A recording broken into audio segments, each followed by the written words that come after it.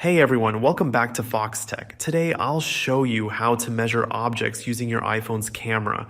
But here's the thing, you can't do it directly through the camera app. Instead, you'll need to use the Measure app, which comes pre-installed on your iPhone.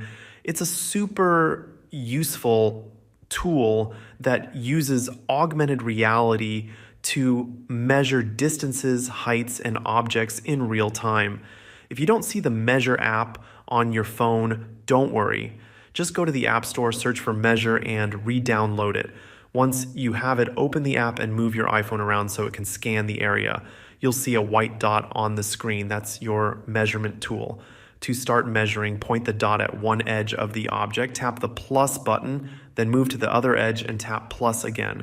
The app will instantly calculate the distance between those points. If you're using an iPhone with a LiDAR scanner like the Pro models, it'll be way more accurate. These models can detect depth much better, so measurements are faster and more precise.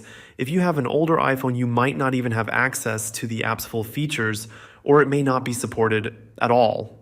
In that case, you'd need to upgrade to take full advantage of it. Here's a useful trick you might need sometimes. If you're measuring a small object, it can be tricky to get an accurate size. A good way to work around this is by placing a known sized object, like a coin, next to what you're measuring. This gives you a point of reference and makes it easier to estimate the correct size. That's it for today. If this video helped you, hit the like button and consider subscribing to Foxtecc for more iPhone tips. Thanks for watching and see you later.